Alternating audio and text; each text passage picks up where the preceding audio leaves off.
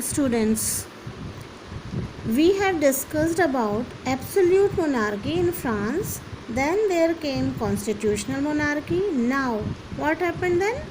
That due to that means constitutional monarchy. Even constitutional monarchy failed and France became a republic. After some time, a chaos was there and King Louis gave constitutional acceptance to monarchy, but he was not happy because the power was not remained in his hands now.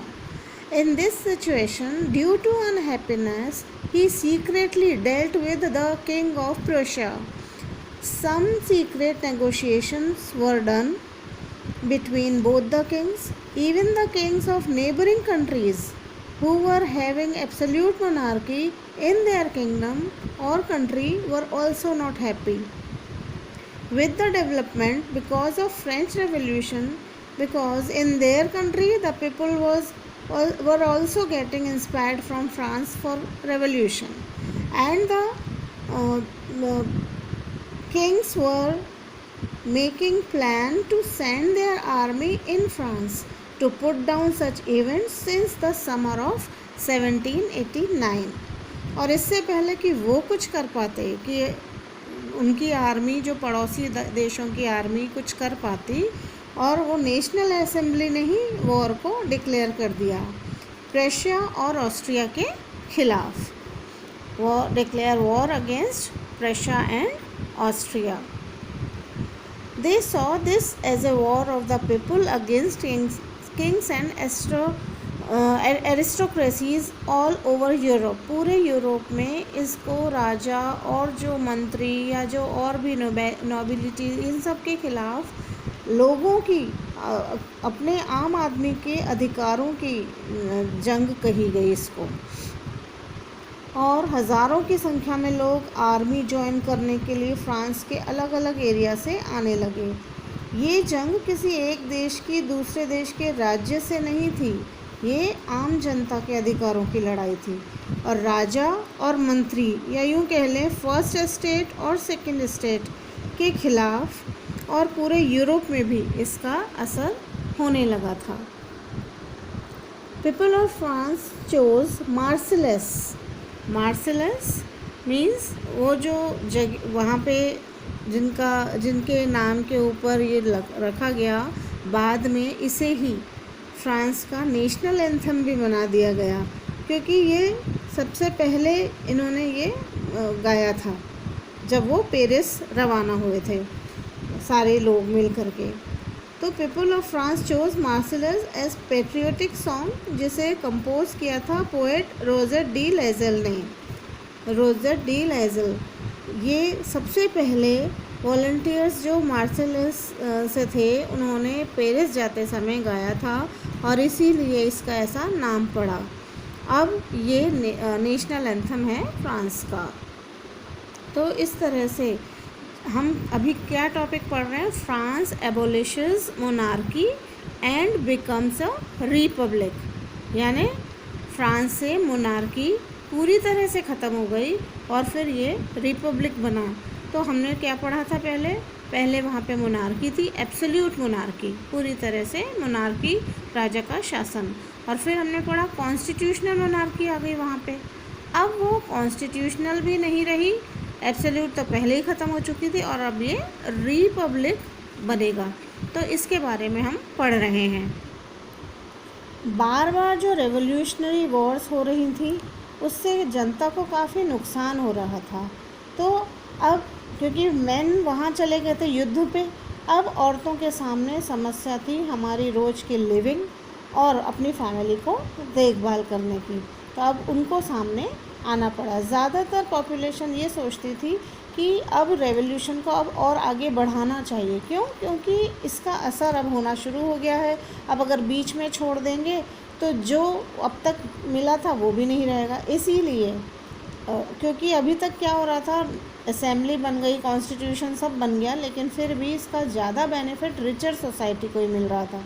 तो अब जो poorer लोग हैं उन्हें भी मिलना चाहिए, और इसीलिए कई तरह के पॉलिटिकल क्लब बनने शुरू हुए और इसमें इस तरह के इश्यूज़ पे डिस्कशन होना था हुआ करता था। और जितने भी इसमें मेंबर्स थे वो ज़्यादातर shoe makers, pastry cook, watch makers, printer, इस तरह से सर्वेंट, डेली वेजेस वर्कर, इस तरह के लोग इसमें शामिल थे।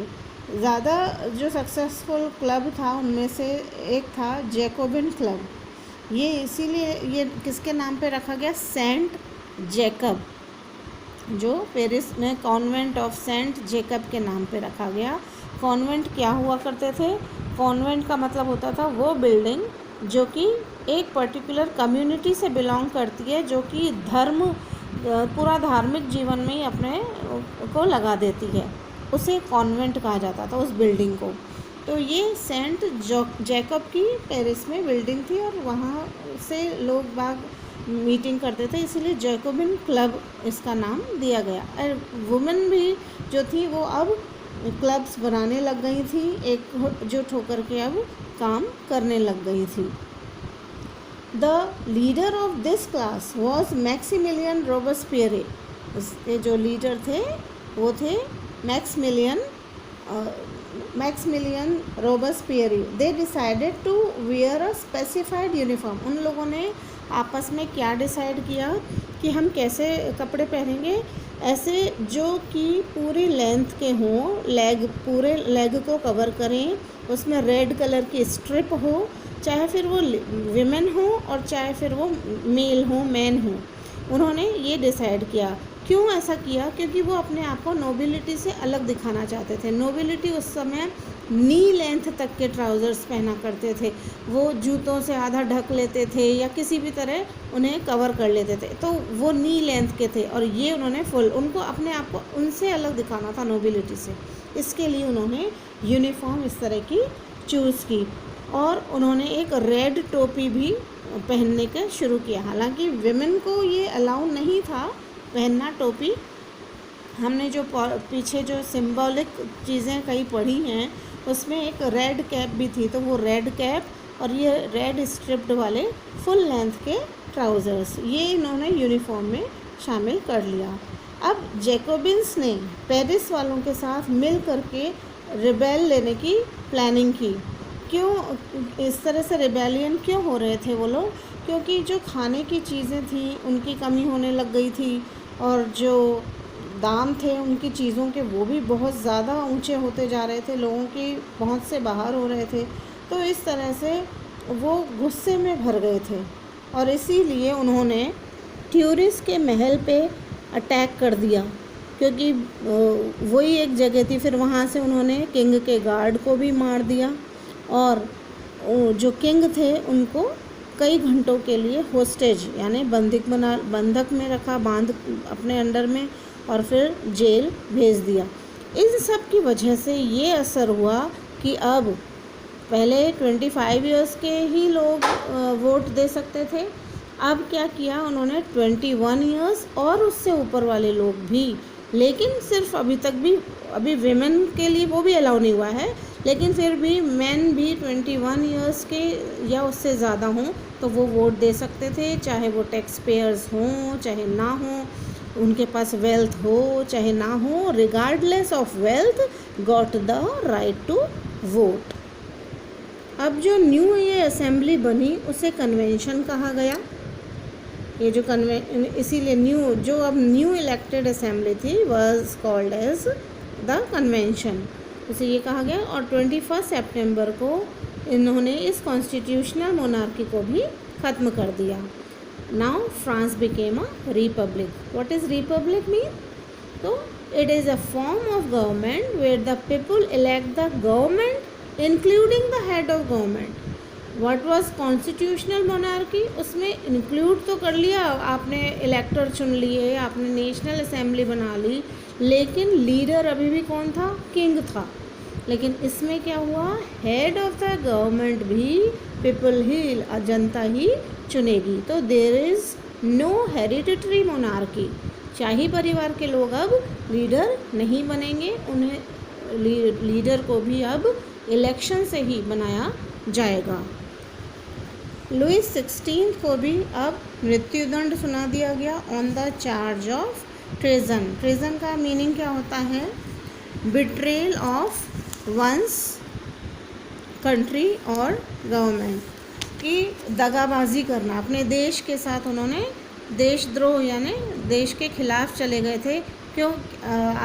प्रशा के राजा के साथ मिलकर जब उन्होंने सीक्रेट नेगोशिएशन कर लिया था। तो on 21 January 1793 he was executed publicly, सारी पब्लिक के सामने।